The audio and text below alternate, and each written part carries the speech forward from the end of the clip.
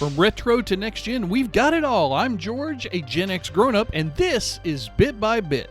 Alright, here's a bit that's near and dear to my heart from naparcade.org. Dutch Pinball Company is filing a trademark for a Blade Runner pinball machine that they intend to create.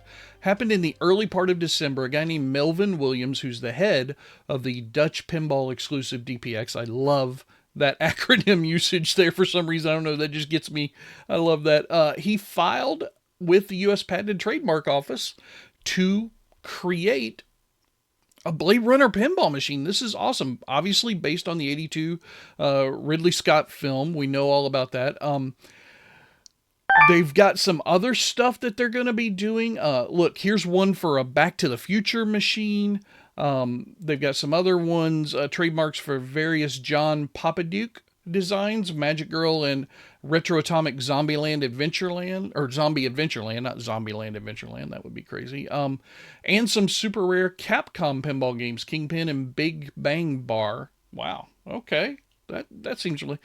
They're talking about that these games are going to start coming out in January of 2025, but then they're saying that they're going to get 30 to 40 games per month?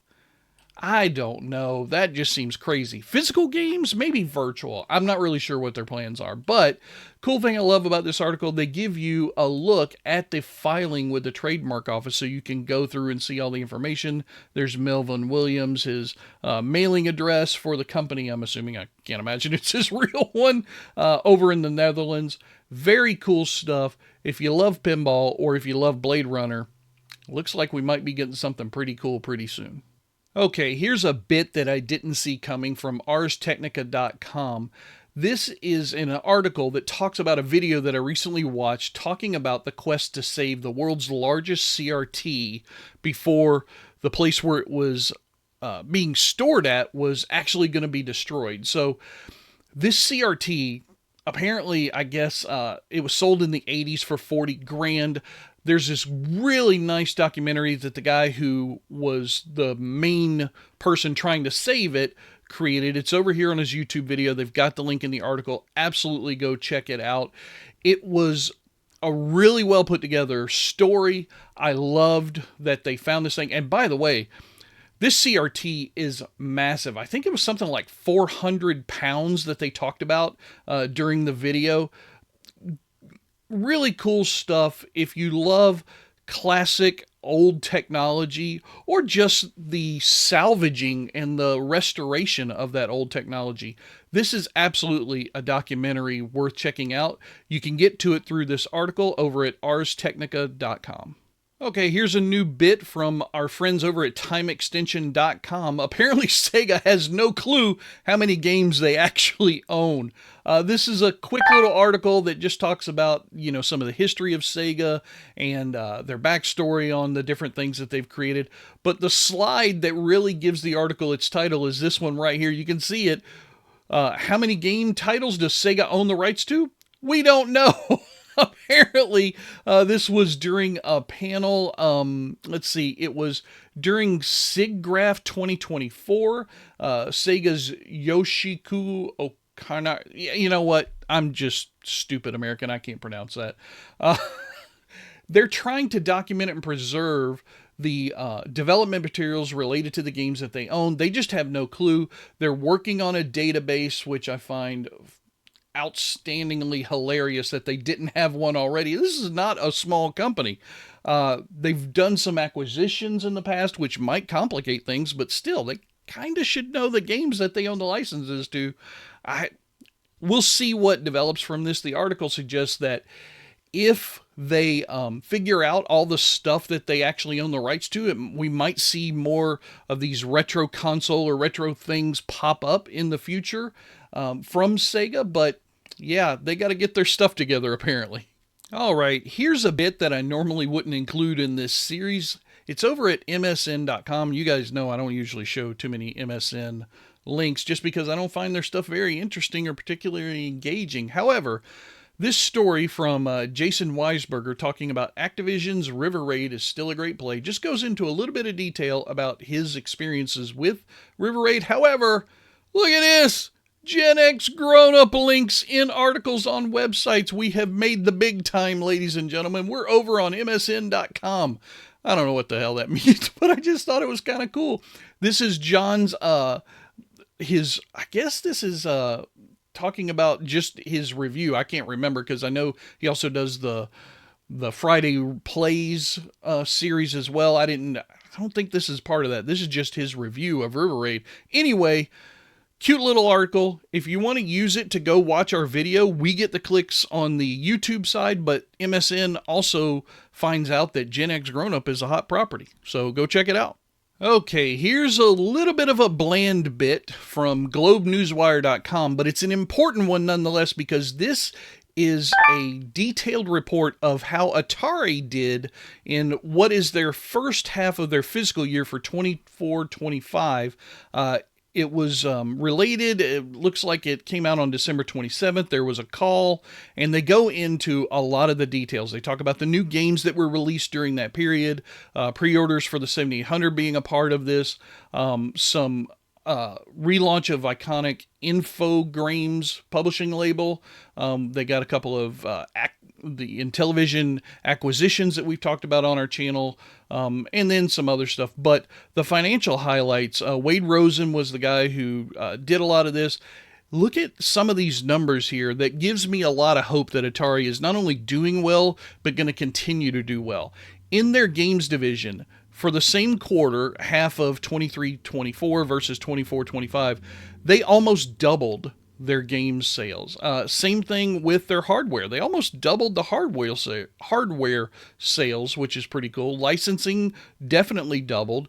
This Atari X line is kind of going away, so that's not really a big deal as they're blending and moving stuff around, but those are some pretty good numbers to go from 6.4 million euros, now these are euros by the way, to 13.7 million euros. That's awesome. I know they talk about this in the article, they're still operating at a financial loss. That's not unusual for a company when it's doing a lot of spending for acquisition. It's kind of like if you think about franchises being built for a company that's building out all its stores, you're going to be in debt for a little while you're making up for all that initial spend, but man, they are just killing it over at Atari. If you're into this kind of stuff like I am, the business side of our nostalgic retro game culture that we love, definitely go check this out. And here's a building brick bit from brickfanatics.com. Try to say that 3 times fast.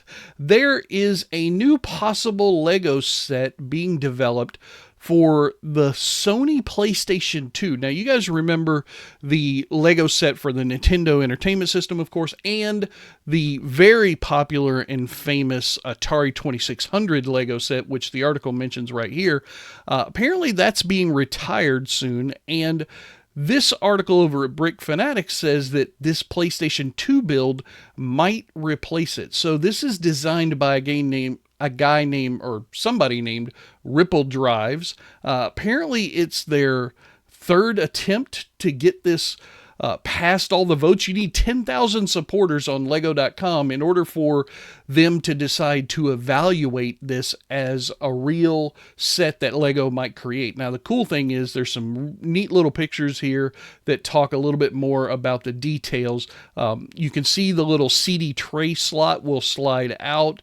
There's a few more pictures. Look, we get one of those cool interior scenes, although this one, instead of like on the 2600, which was the young person's like room that was inside the 2600, this one looks to be the inner workings and the drives of the PlayStation 2, which could be cool. Apparently you'll be able to plug in the Lego controllers to it. There's some other stuff here in the details. This looks really cool. However, it's up against 44 other potential candidates to be released as new Lego sets. Now, the one that captures my attention the most is Mr. Bean's suitcase. I went and took a look at this. It's a suitcase filled with Mr. Bean and all of his paraphernalia from the show. I am a huge Mr. Bean fan. I think I'd rather have that than the PlayStation, but the article is talking about the Sony PlayStation 2. Keep an eye on Lego.com to see what ends up happening out of all of those that were in that list to see who makes it and who doesn't. And here's a totally self-serving bit from GenXGrownUp.com. My Arcade is giving us an official press release for their new announcement on the Gamestation Retro. This article was fine-tunedly crafted by myself, so I am putting it in my bit-by-bit video. But just to let you guys know, at CES 2025, which John will be at personally and covering like all the stuff going on, especially at My Arcade, because he's going to be at that booth, we're definitely going to get to see some stuff on this Gamestation Retro, which combines Bandai Namco games and Capcom games into one unit. This little press release talks about some of the famous titles like Pac-Man, Galaga, Pole Position, Dig Dug, which we've seen in some My Arcade stuff before, as well as Street Fighter II, Mega Man, Final Fight, and 1942, as well as some others. I think it's going to be a really cool device. The fact that they've got like 12 different titles in the graphic here, as you can see, bodes well for this device having a ton of games. They're going to highlight the most popular games, but there's going to be a lot more. Anyway, head over to GenXGrownUp.com and check this article out if you want all the skinny on the My Arcade Gamestation Retro. That's going to do it for the news making headlines in the gaming world right now. I am George, and if you want to see more, hit that subscribe button, and I'll keep on bringing you the news bit by bit.